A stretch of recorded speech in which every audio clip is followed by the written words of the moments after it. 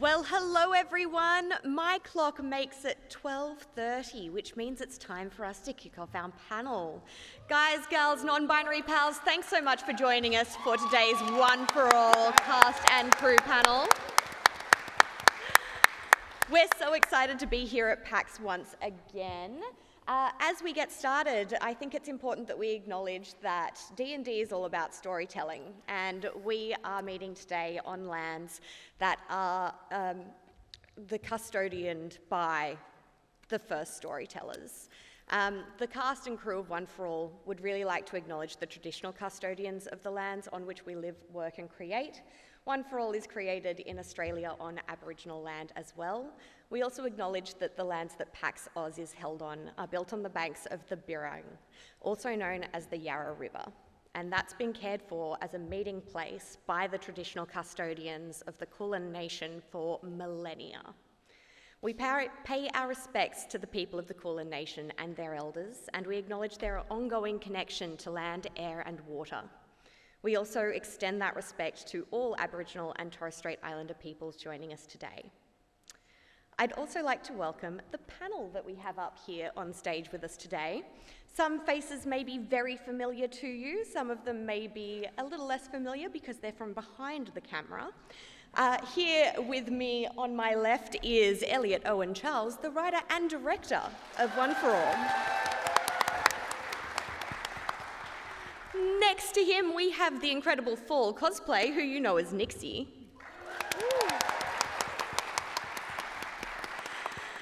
Situated next to Fall is Forgeling, the incredible Antrius. And last but certainly not least, everyone's favourite Cleric, this is Soylent Cosplay, who plays Vlithryn and is also the makeup department head. There we go. I win. Hiding out in the audience, not wanting to be on camera, is Goldie, our incredible director of photography. Say hi, Goldie. Hi, Goldie. Hi, Goldie. Today's panel is going to be a little bit different to panels you may have been in before. This is our initiative order.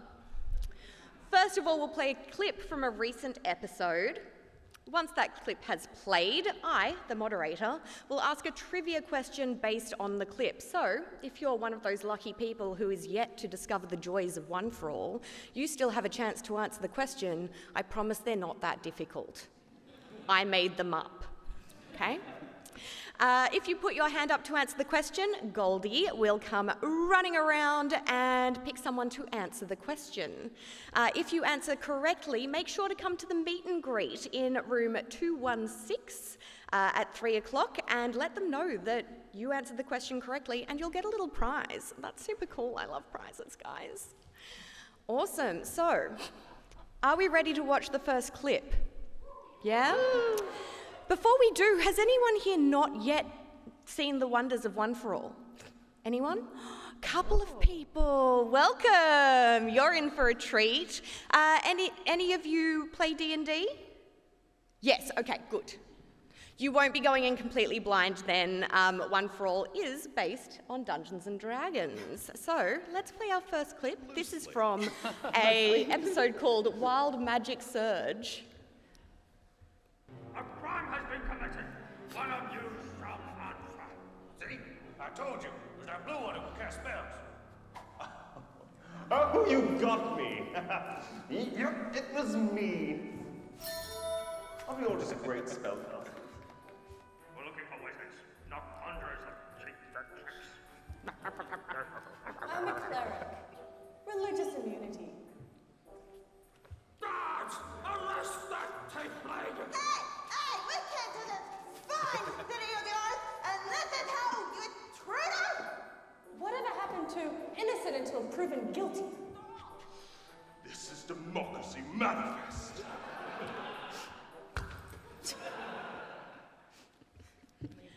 There you go. So that's our first clip. You can even see me in the background there. Fun fact. Oh, thank you. Thank you very much.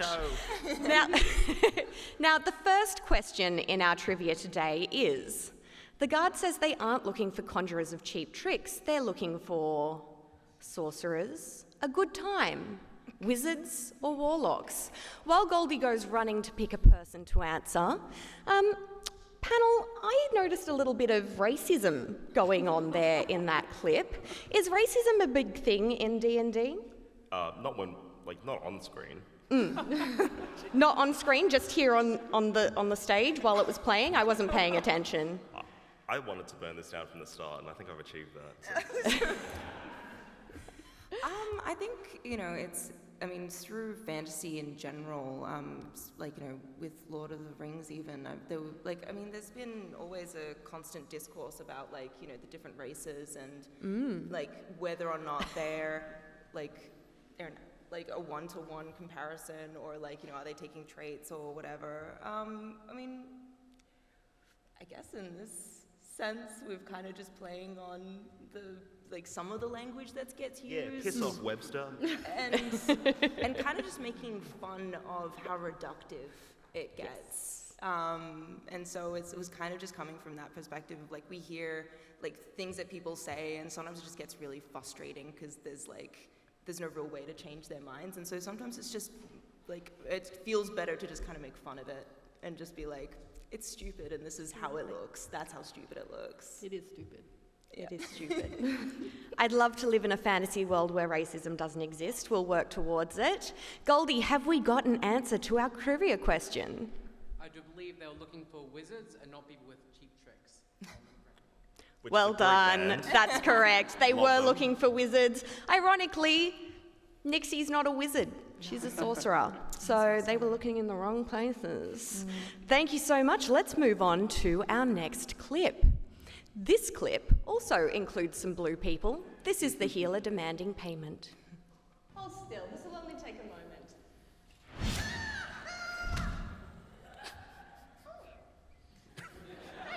Now that I'm all patched up, I'm back into the fight. Excuse me? You forgot the bell. I've been sped! How's anybody supposed to afford this? Oh, don't worry. It's easy with a healthcare provider. You do have health insurance, don't you? What's health insurance? Ah, in that case, we do installments with an unreasonable interest rate. So what you're telling me is either I spend my life in debt or die. Well, I know which one I prefer. Take back thief.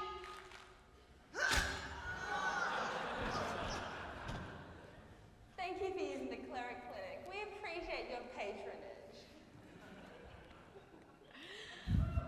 All right. You're allowed to applaud. Oh my goodness, go for it. Now, I noticed that in that particular clip, there was some very American healthcare work going on there. Did you get any inspiration, perchance, from the US in writing that? Yeah, look, I think I wrote that during lockdowns. So obviously there was a lot of time to just be online and just, get lost in the discourse. So yeah, there's maybe a little bit of a message in there, maybe a bit on the nose. Yeah. And the rest of the panel, I'm interested, after filming, did you go and get health insurance? No. I think I'm still on my parents' one. Kind of. I don't want another thing to get in the way of my desires. Goldie, I can see some hands up. They want to answer the question. The question that I've posed here is, in addition to healing Nixie's wound, which, by the way, why is everyone getting impaled in One for All? What's that all about? What other service did Vlithryn provide? This was actually one of the first episodes of a short I ever watched, and I watched it 30 or 40 times because it was so funny when she said, "I can get spayed." Yes. It was the best response. She did indeed get spayed. Congratulations. We will not be seeing any little Nixies running around anytime soon. Thank God. That would be chaos. Awesome. Time for our next clip. This one is spell components. Now, panel, a lot of you play D&D. Do your DMs make you use spell components when casting spells? Anyone? I've never been with a DM that sadistic. Yeah, it's kind of like fantasy bullet rules. Just the magazine doesn't end. Yeah. I've always had DMs say at the beginning of the campaign, you get a spell pouch, a component pouch, and then we don't worry about it for the rest of the campaign. There's a lot of nods in the audience. I mean, yes, it's the I same feel with like we're... encumbrance, I feel as well. Like, you know, we start hoarding all the weapons that we steal from, like, our enemies. Oh, and then there's bastards with coin weight. Yeah, exactly. And it's like encumbrance. It's like, I mean, unless you're playing on D&D Beyond and, like, they track it for you, it's like, who's actually going to count up the pounds of everything you're wearing and carrying? I feel like having a wallet that's too heavy is a problem I'd love to have in real life and a problem that I would hate to have in a D&D game. Yeah, I that also would feel be... DMs will just be like, yeah, he's what's it called? Bag of holding. Bag of holding, Oh, yeah. so They'll it's just a be like, bag he's of a bag of holding. holding, that's it. I don't want to hear about it anymore. Bag of holding immediately, please, DMs. Thank you very much. Let's play the clip. Well, Nixie, you're in luck. The chronic case of bat constipation is finally over, and a fresh shipment of bats has just arrived.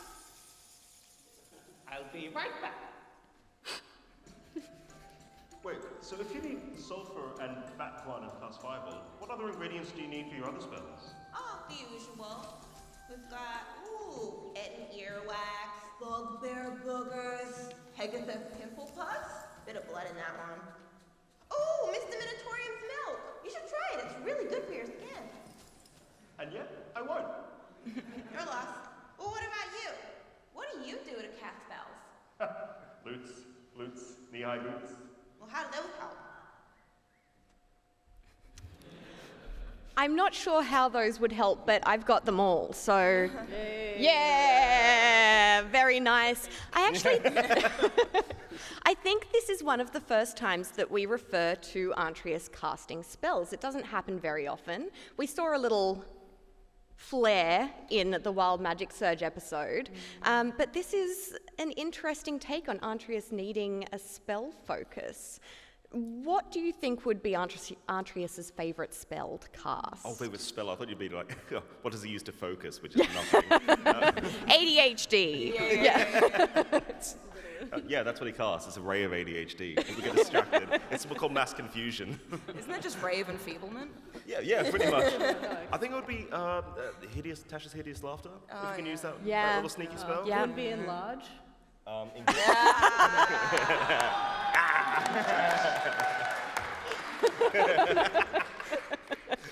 She'll be here all week. One day. Yeah, no, it's enlarge. Yeah, grateful.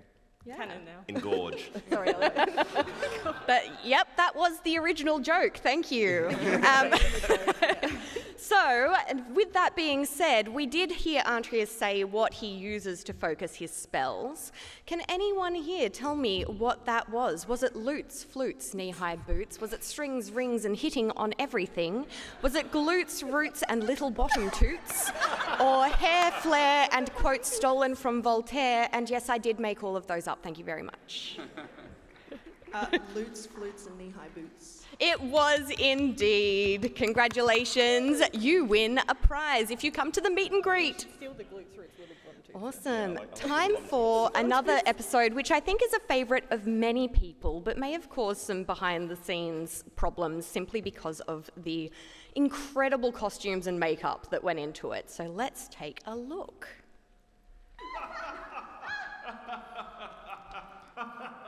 So funny. A joke that only us tieflings would understand. I'm sorry, do I know you? Antrius, you're supposed to be waiting outside. What, up there with the other faunus, Riffraff? Us tieflings are better off together. Yeah, we can all see through your disgust. Wait, what? Did you seriously just change your race in the middle of a campaign? Oh, I know you have low perception, but I thought even you would notice these! This is why she keeps calling me horny. Is this a... Oh, you care about the rules now. Fine. Welcome to the party. At least you're starting to appreciate how hot we are. Yes, so much hotter than elves.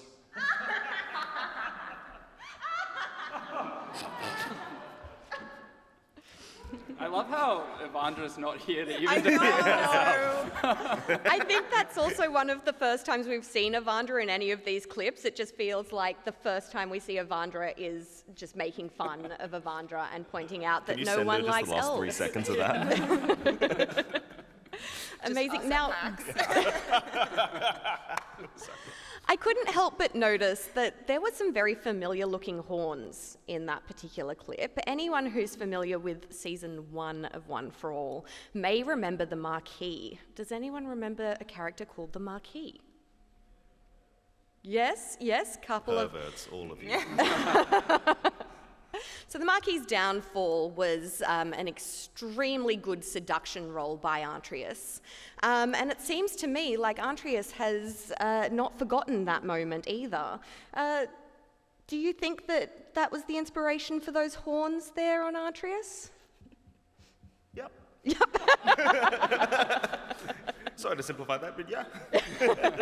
I think we shared something. Yeah, I think what's also really cool about that episode was because at the time it got restricted, so it's kind of one of those like secret episodes that not everyone got to see. It's been restricted? Was it? I thought originally it was. The first one. Yeah, the first one with the Marquis. Yeah, Roll to Seduce, yeah. Got shadow banned or something, They shadow banned it, and so it's one of those like, you know, only true fans have like gone back to like, you know, go and see like that one because it didn't get pushed as hard in the algorithm. But it's also the same one that when parents come up to us at the booth and go, should I get my kids into this? And I go, every episode except for Roll to Seduce. It's fine. That's such a shame. I had no idea. I'm obviously a true fan because I have seen that episode one too many times, I think. Yeah. It's embarrassing to admit that I'm probably half of the views on that view count. Now, I did notice as well, though, the sheer number of tieflings in that episode. I also understand the amount of time that it takes to completely bluify or greenify or yellowify or purplify a person. What was that experience like for the makeup department? Oh, this day was chaos. You said it was really easy. It was so easy. Oh my god. No, it was good because we kind of worked around the schedule to try and figure out who would get done for what part. So I think Nixie was done first and went and did. No, human Nixie was first. Yes. The cursed human Nixie. Human Nixie was filmed first because then we needed to pinkify her afterwards. And then I did all the body paint on all the extras, but then they did their own makeup.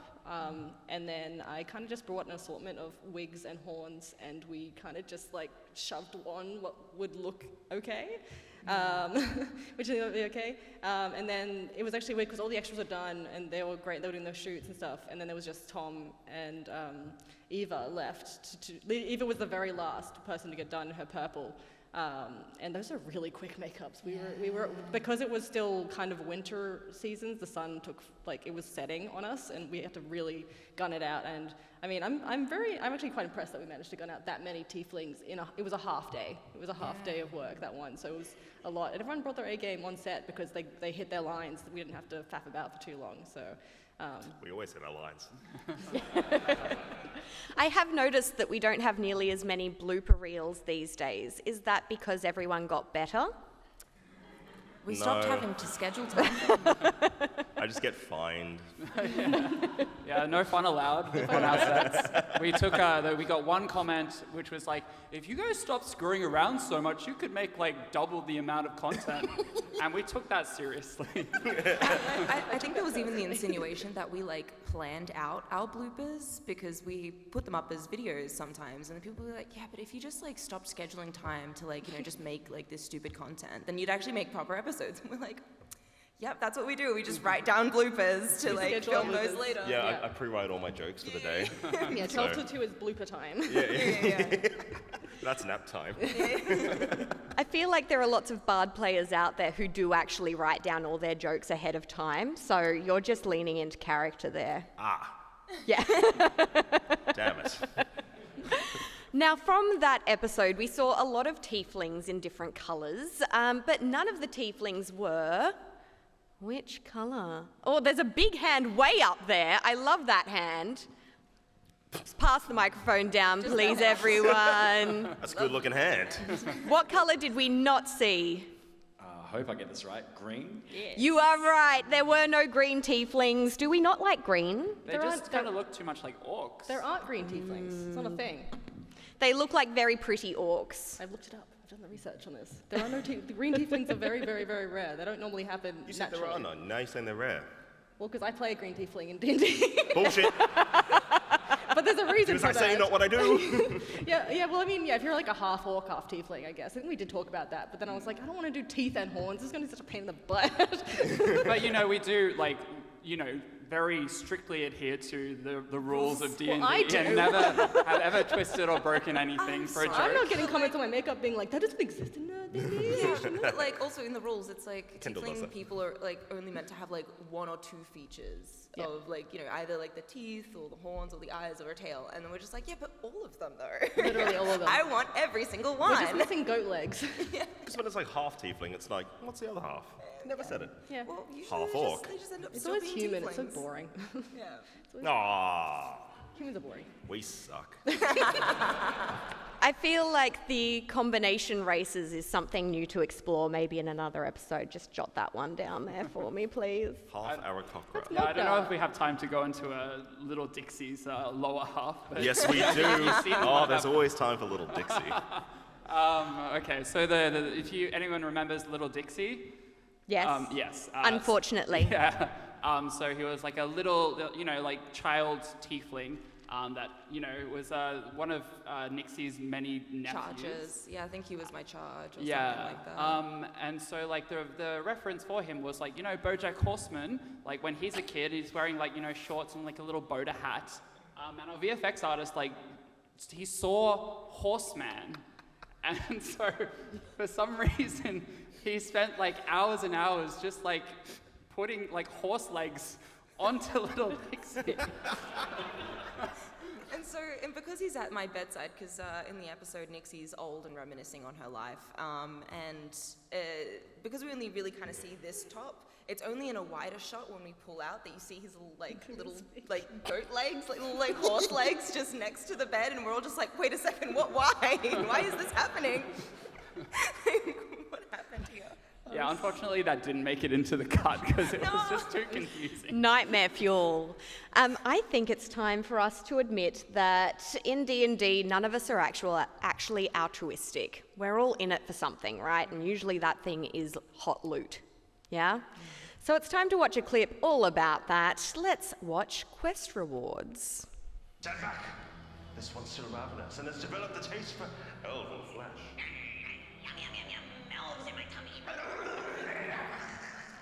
Anyway, about that reward we were talking about. Oh, yes. As reward for your noble deeds, I present to you 1 silver piece.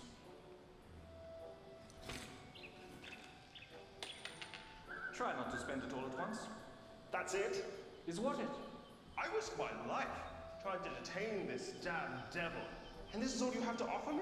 Yeah, I gotta be worth way more than that. 1 silver piece should be more than enough for a person of your class. Now, I can't help but notice that, charming. Yeah, That the check that we usually use to get people to give us lots of money Is a in bank D&D is usually a persuasion check. And that's charisma based, which is usually Antrius's, I would say his one saving grace, to be honest. What happened there? What do you mean? I did good. Natural 20 got you a single silver piece. Look, natural 20 doesn't mean that it resolves instantly, right? It's got to be a time-based thing. So it just took an hour or 2 or 3, and eventually we got there. So 20's all around. Okay, good. I don't remember doing anything bad. Yeah, originally he was going to release the hounds, but instead he gave him a silver piece, so Yeah. it depends on your perspective. Yeah. And they're half hounds. I mean, I helped. You did help. I You did did help. help. So does that mean that you rolled as well, or you gave advantage to the roll? Or disadvantage. It was advantage. Snake eyes, double ones. Absolutely, probably. I mean, as a sorcerer, her strongest stat would be charisma as well, wouldn't it? But yeah, we just both sucked at that for some reason. Maybe we just cancelled each other out. Oh, yeah. Charisma comes from 2 different points. Yeah. It's either the head or the... not the head. And... Or the other head. Yeah, yeah. 2 heads. Are better than 1? Yeah, absolutely. Let's put our heads together. Yeah. That is some good flexibility. And come up with a solution. Yeah. And that's how we get paid more. So obviously that was the last time we ever worked together. Now, when you were writing that particular skit, was it just the fact that you thought Antrius had a little too much charisma power go to his head and this had to be his downfall, or was something else going on there? Well, I mean, like, the show is called One for All, so, you know, even with the best charisma stat in the world, like, you know, you still roll a 1 and probably not going to do too well. Especially when the person you're talking to is racist. Yeah.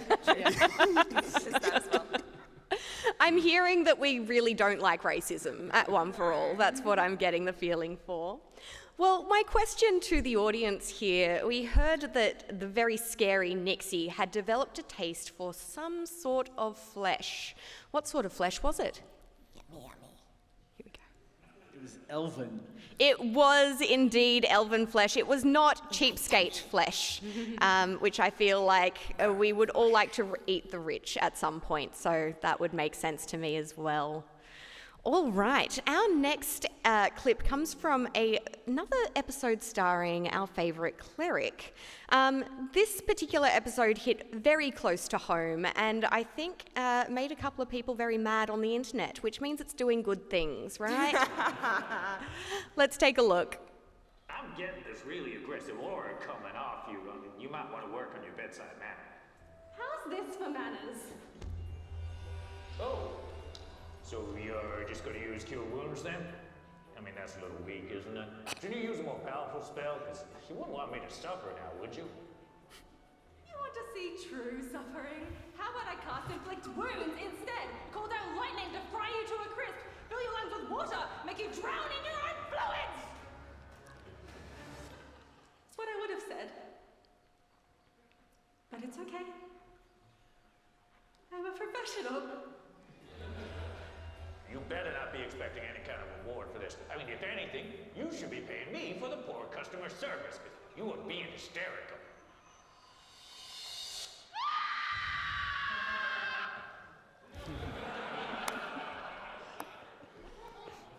I think that everyone in this room would agree that Vlithryn's scream is one of the highlights of any One for All episode that she appears in. She can do it on command, too. Really can't. Can you do it on command? Scream for us. I can, directly into the microphone. Scream, my angel of music. Oh, gosh. She said, I'm not doing one thing on this panel. I'm not screaming. I have 2 other panels I have to do today. I can scream once, but that's it. There you go. Come to the meet and greet. She's going to be screaming the whole time. Follow the screams to the meet and greet room. Just follow the sounds of screaming, and that's how you find where the meet and greet is. But that is my real scream. Like, people don't think I actually can scream like that, but we've got it on recorded. Yeah. It hurts. Multiple times too. Now, I can't help but notice that this episode came out post-COVID, and a lot of healthcare workers had been through some really rough times during that particular period of their lives. Was that an inspiration behind this? Again, like, I think I wrote this in 2019, and we're all going through a bit of a dark period, so I had to get my frustrations out somehow. In 2019, so pre-COVID. Wait, what? Time is an illusion. I don't know. Time is a weird It's like, oh, soup. if we had like a big disease thing, this would be so upsetting. But I think that, I mean, obviously healthcare workers have it very bad a lot of the time, and we should all be very considerate and understanding of them. But I feel like anyone who's worked in retail has had a similar experience to this at some point. Yeah. Has anyone on the panel had an experience in retail or anything like that? What are your real world jobs like? Yes. I love this story only because I think it's just such a good story from the Well, you have beginning. 30 seconds. Can it be told in 30 seconds? So a guy came in, I was working at Spotlight, and he didn't have a mask and wasn't social distancing, and so we tried to ask him to do that, and he was just like, I don't believe in it, it's just a conspiracy, they just want to track you, take your information, blah, blah, blah.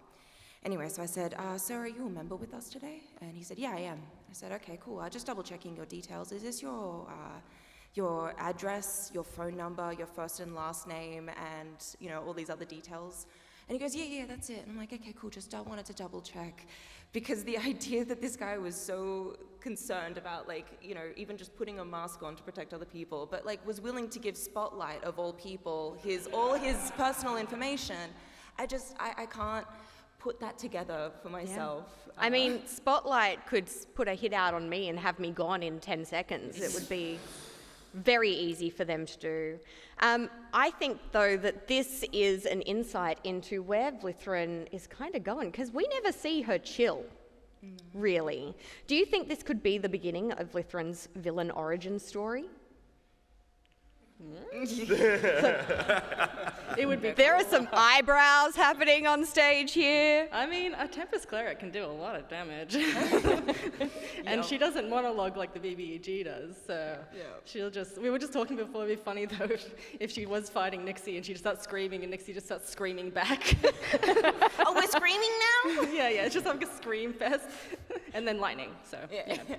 This may be the easiest episode to write, just everyone screams. It just says screaming. Internal, external. Yeah, no, it would be, and I think she is getting to the end of her tether, I think. The only person I think who hasn't pissed her off royally is Evandra, weirdly enough. Oh. No, you didn't. I feel like that's just a given. I thought we had a sibling love. Don't you try to kiss her in the first time? I said sibling love. Get my Star Wars up in here. Look, yeah, because Evandra's the only one who actually needs real healing in any of the episodes. Everyone else is like, Bards can also cast healing spells. Now, in this clip, we see Vlithryn cast a spell on the dwarf, and he doesn't seem all that impressed by it. Which spell is it that Vlithryn initially casts? Cure wounds? It was indeed Cure Wounds. Well done. It was not, unfortunately, Vampiric Touch. Great. Would have loved that. Now, this episode made me slightly uncomfortable for a number of reasons. Let's take a look at an episode called Druid Meat. Darglebark, aren't you animals? Oh, yes. Darglebark can turn into all kinds of creatures, from long-necked leaf eaters to stripy clippity-cloppities. Could you turn into, say, a chicken?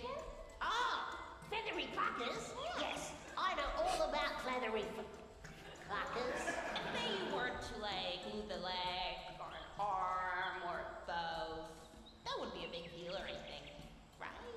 In theory, Darglebark could regenerate using magic. Wait, why do you ask? Darglebark is not for eating. But I'm so hungry. And you don't want me to starve, do you? Do what you must. Looks like meat's back on the menu.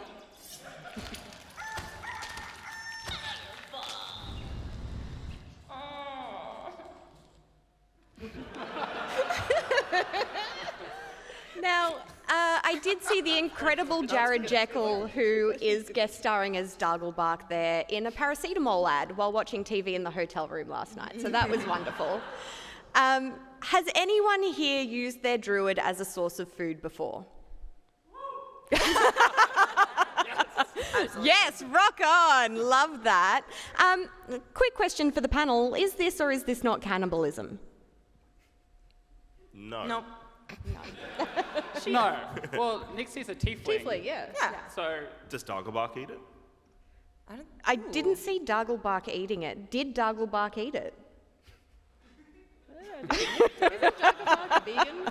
Yeah, writer. Does Darglebark eat himself? We're asking the important questions here. I will get back to you and with a full episode to answer that question.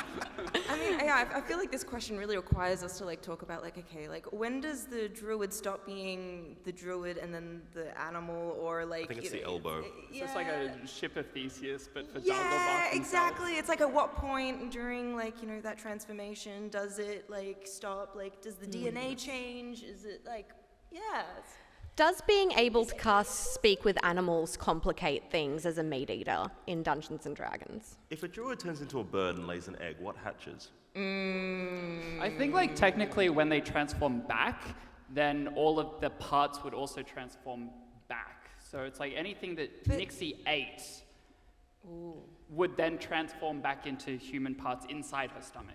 So it is cannibalism, but only after the fact. But Nixie's not human. No, Darglebug's, a human, and Nixie is a tiefling, so... No, but Darglebug is presumably human, and You're so trying to divide by 0? the human... the human-y parts of Darglebug return to being human-y. Yeah, and Nixie eats people all the time. Yeah, that's like true. human people. Yeah. There we go. Yeah. There's only We've tieflings. solved the problem here. It was never a problem to begin with, as it turns out. Stop making issues. But she's never eaten a tiefling, right? No. Not yet. She wouldn't eat tieflings. No, I don't think she's eaten a tiefling. She's only eaten fingers, noses, eyeballs, parts of Darglebug, and that's it. I guess think that's about it. like the mystery meat that she had at like Mama Mogdar's house. Yeah, that could have been partially tiefling. Look, honestly, who knows? But I'm sure all of us at some point have bitten the sides of our fingers and all that sort of stuff. Is that cannibalism? I don't know. It's. I personally have never eaten where you part draw of the my line. finger. I don't know what experience you've had, but my fingers are still intact. Unfortunately, the question I had for this episode is not what body parts has Nixie eaten. It's actually the hardest question that I have here, and it's what colour socks is Darglebug wearing? Oh, there was a hand that went straight up there. Oh, Good luck. I'm pretty sure they were orange. They were not orange. Who wants to go next? We're down to 3 possible answers, so... They were not. If I know socks, and I think I do. Green? They were not green. 50-50 chance here, friends. Anyone's game now. This had better be the best prize in the world. We're all colourblind. It's the socks. It's not the socks. I want to say brown. They were not brown. Everyone's hands should be up now. What if you get this wrong? What? They were grey. Well done. Teamwork. We got there in the end. Well done, everyone. Now, we've mentioned that Nixie has a taste for human flesh in the past, but one thing we haven't seen before is any of Nixie's friends. And in this clip... Wait. I thought the whole team was my friends. Yep. In this particular clip, we get a little bit of insight into the creatures that Nixie likes to hang out with. Everybody, this is Nixie's familiar. Nixie! Get the holy water. Look, the world is a scary place. Whenever I feel confused or don't know what to do, I like to sing a little song, and it goes a little something like this. Cast fireball! Feed the flames, child of ash! Let your fire devour the world! Let it all burn! Fireball!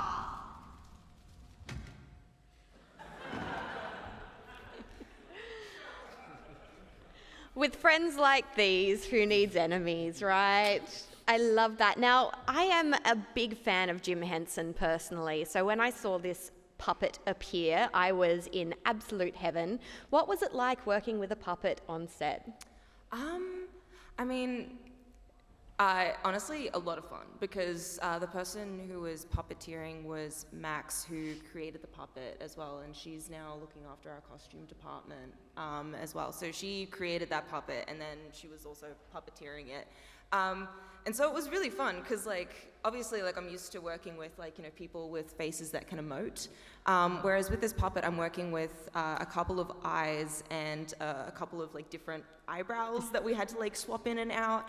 But otherwise, honestly, it was just really funny, because half the time we'd have to stop because I'd crack up just from having this little puppet just screaming fireball at me, which was just a lot of fun. But yeah, no, I found it a lot of fun.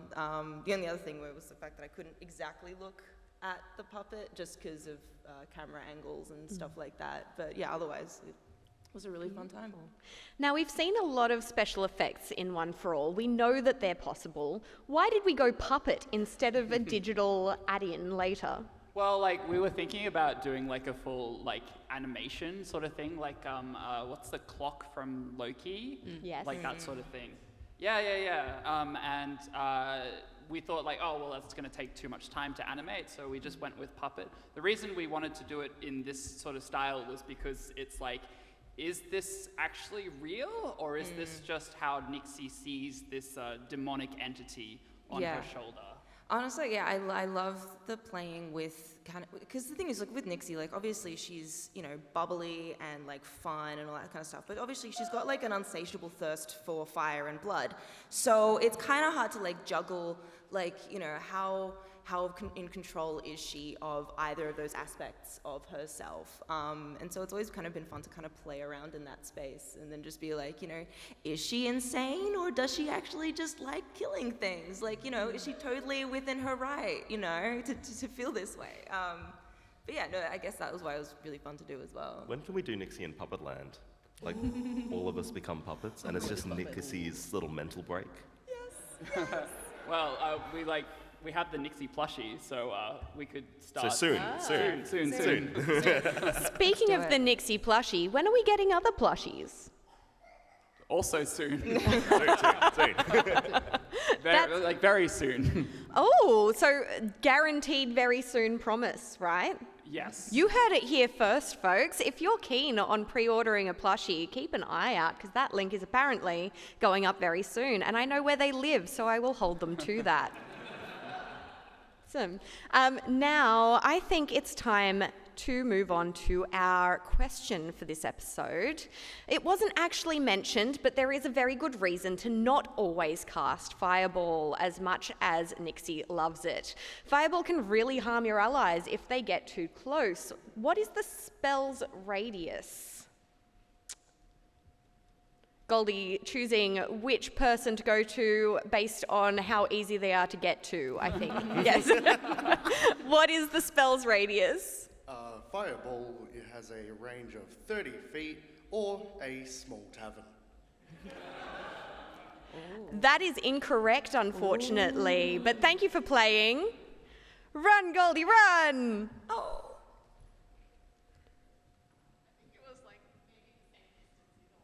Go for it. It's a 20-foot radius. It is a 20-foot radius. Distance. Well done. Which, in a D&D format where each square is 5 feet, is still significant. Well done. I don't actually have the answers in front of me, by the way, so if I got that one wrong, you can find me later. I'm leaving Melbourne in 2 hours, so... Catch me if you can. There we go. All right, now this next episode is actually one of my favourites from the recent releases, and that's because we get to see some real villainy going on, which I feel like it's a bit of a change from the fun, light-hearted stuff that we get a lot of. So let's take a look at the BBEG's Revenge. He is itching to start talking. I bet he's going to say something like, "It's too late!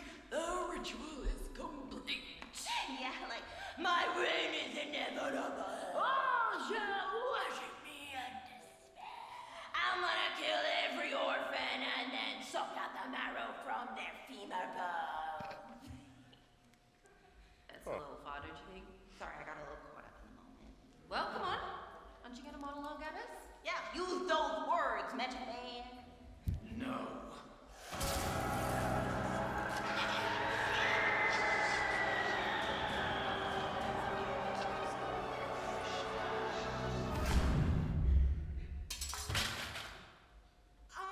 I think I left my hamster in the oven.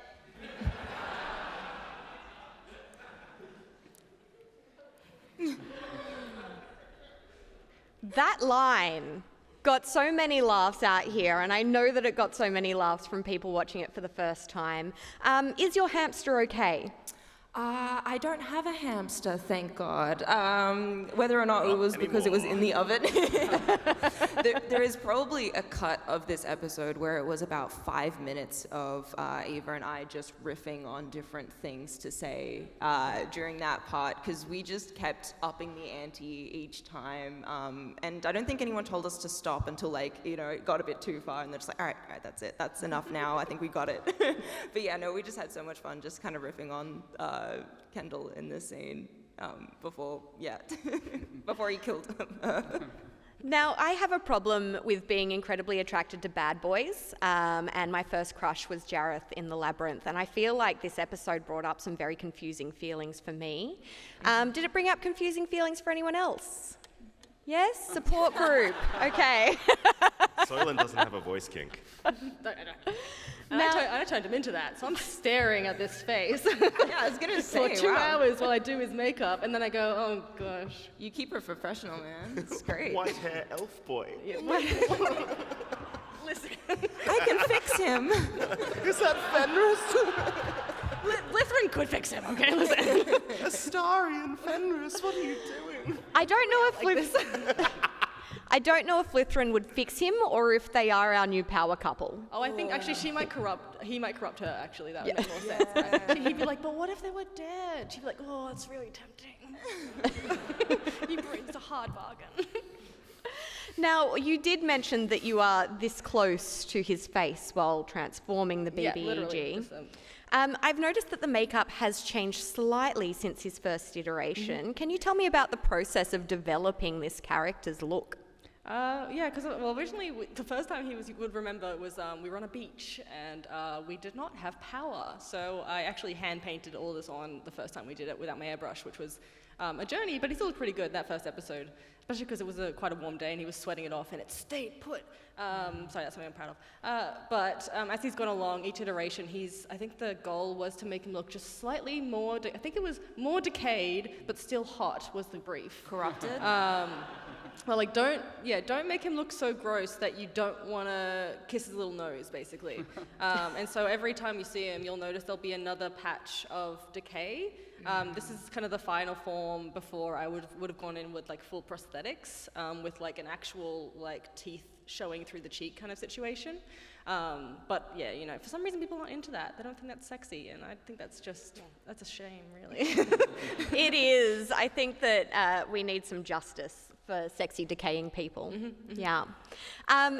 My question for everyone from this episode, Evandra references a famous fantasy series when suggesting what the monologue may consist of. Which series does Evandra reference? There's a hand up, I can see. You don't look very sure. No, I'm talking about you. Don't look around, it's all you. Perfect. Was it Game of Thrones, Lord of the Rings, Chronicles of Narnia, or Discworld? It's the Lord of the Rings when Galadriel goes into her crazy witch form and says, all shall. We got more than just the series. We pinpointed the actual scene. I love it. Well done. Bonus points. You are correct. Now, it's time to move on to another clip, but not away from the BBEG. For those of you who are not familiar, by the way, BBEG stands for Big Bad Evil Guy, in case anyone was wondering that. I hate acronyms, so that's what it means. Now, the BBEG is known for having an army of undead warriors at his beck and call. Have you ever wondered where those undead come from? We're about to find out. Oh, she's gone and spilled cranny juice all over my floor. Not exactly. Kids these days, running around with swords, spilling cranberry juice everywhere. Okay, I know this might be hard to hear, but that's not juice. You have set sail to the great beyond. Oh, don't be stupid. I'm a cleaner, not a sailor. Yes, but you are sleeping with the fishes. No, I've never liked dragons. They smell. You kicked the butt. No, you're pushing up daisies. Guess what? No, you are 6 feet under. I thought I was a little taller than that. You are dead! You died! You're no longer alive! You are murdered, you stupid ex-peasant! Oh. Anyway, back to work. What? Well, I said I'd sleep when I'm dead, but there's juice. Cran juice isn't going to clean itself. Very nice work. Why And do now, you play an old man so convincingly? I am an old man. He was so keen to do this character. He was like method acting the whole day. It's like, Tom, can you get on your mark? Like, I'm coming. And then the wig is actually a beard on backwards. And the elastic's around the top of his head. Yeah. It worked so well we couldn't stop laughing at it. It was so stupid. I'm only allowed to play 2 characters, and that's either Antrius or someone in that hat. You're right aware. I was going to ask, was there an inspiration from your real life for this particular gentleman? Be careful. Yeah. Yeah. Look, I looked around at my family and thought, none of them are like this. So let's be a pest. Really no inspiration. Actually a little bit. Kendall got to play the king in one of the episodes previously in season 5, and we stood together in a semi-rainy day, and we had this off-camera, I'm not going to say bromance, but I don't want to rule it out. And so it's actually a little bit based on what Kendall did off the screen during that day. So yeah, we got a scene together. I got to be the old man this time, and it was a nice piece that we got to share together. Beautiful. Well, we are running short on time, but we have just one more clip to watch. And before we get to that, quickly, which profession did the old man have pre-mortem? We're running down here. Was he a cleaner, a gardener, a sailor, or an accountant? He was a cleaner. He was indeed a cleaner. Well done. Don't go to him for your taxes. This particular clip does actually feature that hat. So, well done. This is when someone's playing a troll character in a campaign. Well met, adventurers, and thank you for joining me on this quest. Shall we introduce ourselves? The name's Evandra. Whatever it is you need, we can do, provided there's enough coin. Glad to have you along, Evandra. And yourself? Hi, I'm Nixie. I have a lot of unresolved trauma due to my past, but I'm trying to find a new family and start fresh. Nice to meet you. Nice to meet you, Nixie. And yourself? Hi, I'm Dungle, and I'm a moisture-mancer. I'm over 100 years old, and I ride a unicycle. I also eat poopies. I'm a mind goblin. A mind goblin? Mind gumming these nuts. I thought this was going to be a serious campaign. I'm out. Yep, me too. I'm not mad, just disappointed. Was it something I said? I have never been more upset than when someone disappoints Nick, personally. Very, very upsetting. Now, I do want to know, why were you chosen to be the troll character in this campaign? Why not? I mean, it's because I'm a troll in real life. Yeah, I was going to say, like, if you know me, it's not that Literally far plays off. a goblin in our D&D campaign. Oh yeah, I'm a tech goblin. Called Norm. He played a goblin in my campaign as well. I only play goblins. You were He was playing a goblin possessed by a pair of gloves. That's to right. be a monk. a goblin possessed by a pair of gloves. Yeah. So I was actually playing the gloves. Yeah, the gloves. He was actually, the character was the gloves. It's just the gloves go on the goblin. The wonders of D&D. I'm good at the game. Beautiful. And I'm Now- a very patient DM. The moisture, shall we say, in this episode is particularly disgusting. What is that made of?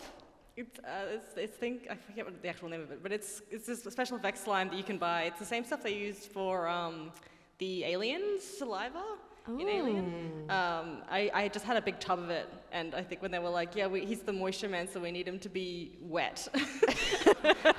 So he's covered in fake sweat first, and then I just put a huge glob of this. We'd used it before during I'm the only one to use it. Yeah, Antrius gets eaten by a giant in the second episode that Vlithryn's in.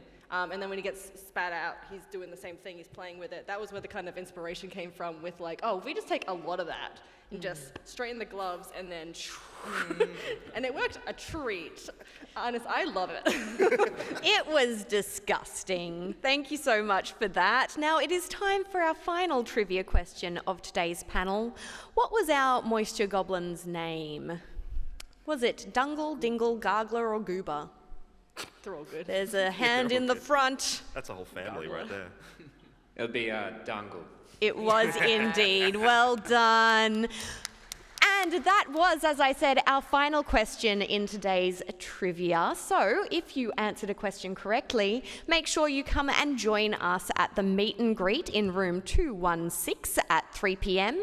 Let Goldie know that you answered a question correctly. She will remember every single one of you, I promise. I'm making that promise on her behalf. And you'll get a prize. Now, with that being said, this is where else you can find us today. Right now at 1:30, two of our incredible panelists, both Fall Cosplay and Forgeling, need to rush off because they are taking part in D&D Death Roulette in the Wombat Theatre, so go check that out. Then, as I said, at 3 o'clock in room 216, come and meet the whole panel at the meet and greet room. It's the other meet and greet room, not the meet and greet room. I don't know. That's just what it says in the brochure. At 5 till 6 p.m. in the Wombat Theatre as well, you will see Elliot and Goldie in the Creating Comedy Skits for YouTube with Deerstalker Pictures panel, so come check that out. Thank you so much once again for joining us for today's panel. Make sure you follow One for All on the Deerstalker Pictures YouTube channel, Instagram, and TikTok. That's where all the kids are these days. Please join me in thanking our incredible panelists. We have Elliot, Forgeling, Fall and Soylent Cosplay.